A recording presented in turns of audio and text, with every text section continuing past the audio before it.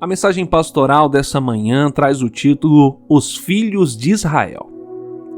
Antes do momento de sua ascensão, Jesus confirmou a mensagem profética aos gentios, dando a seguinte ordem aos seus discípulos: Ide, portanto, fazei discípulos de todas as nações. Mateus 28, versículo 19. O pensamento exclusivista ainda permanecia no coração daqueles que deveriam atravessar as fronteiras do preconceito e olhar para os estrangeiros como alvo do mesmo amor que os alcançou. Israel não foi eleita como única nação a ser salva, mas como um povo peculiar com uma única mensagem de salvação.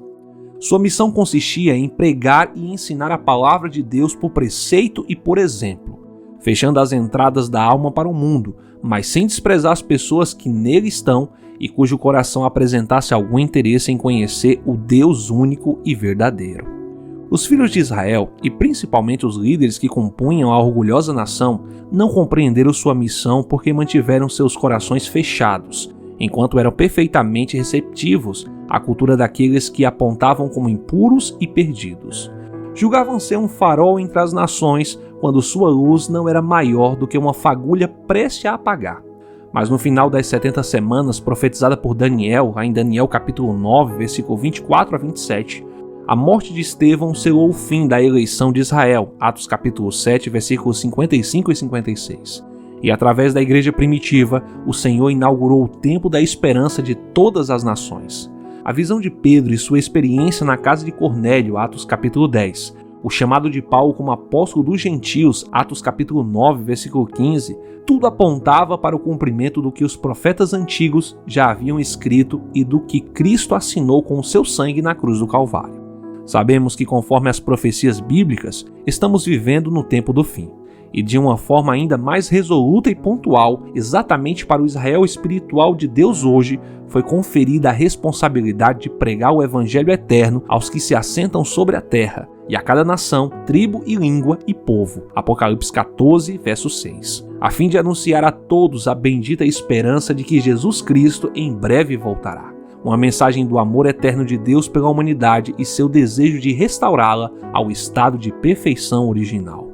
Muitos, porém, têm rejeitado o convite divino, ainda que, como no antigo Israel, sustente uma religião de aparência supondo comprar a salvação que o Senhor nos oferece como um dom gratuito, de acordo com Romanos capítulo 6, versículo 23. Como única igreja de Deus na terra, a nossa missão não consiste na realização de uma série de obras enquanto o nosso eu permanece sendo alimentado por gostos pessoais.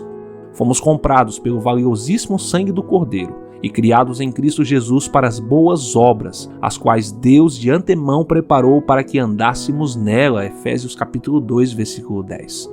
Ou seja, assim como Filipe foi guiado pelo Espírito Santo ao encontro do eunuco etíope, de acordo com Atos 8:29, assim como Paulo foi pelo mesmo Espírito impedido de ir para a Ásia e enviado para a Macedônia, Atos 16, versos 6 a 10, o Espírito Santo tem propósitos específicos na vida de cada filho de Deus, que se entrega por completo à vontade divina.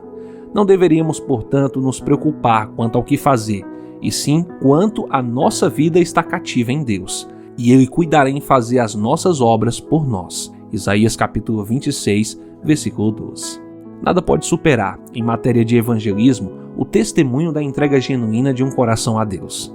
Nada pode falar mais alto a favor do Evangelho do que uma vida guiada pelo Espírito Santo.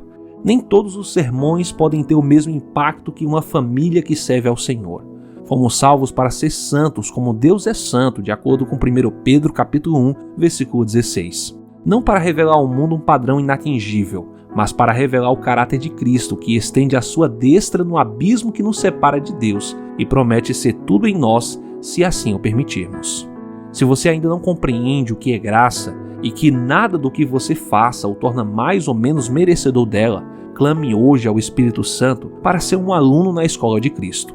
Há um mundo com mais de 7 bilhões de habitantes a ser advertido, e isso acontecerá com poder jamais visto por meio de um remanescente que iluminará a terra com a glória de Deus. Há um poder divino disponível até ao mais débil pecador que se arrependa. Quando formos um coração e alma do Israel espiritual de Deus, o mundo assistirá à mais sincera manifestação da verdadeira piedade, como desde os tempos apostólicos não se via. Quer você fazer parte dessa última geração de santos? Então pare de contemplar as coisas que há no mundo e olhe para Jesus Cristo. É pela contemplação que somos transformados, de glória em glória na sua própria imagem, como pelo Senhor, o Espírito. É o que diz Paulo aos Coríntios, lá em 2 Coríntios capítulo 3, versículo 18.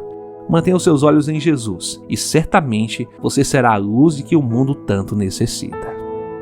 Eu sou o pastor Ângelo Márcio e essa foi a mensagem pastoral dessa manhã. Que Deus te abençoe.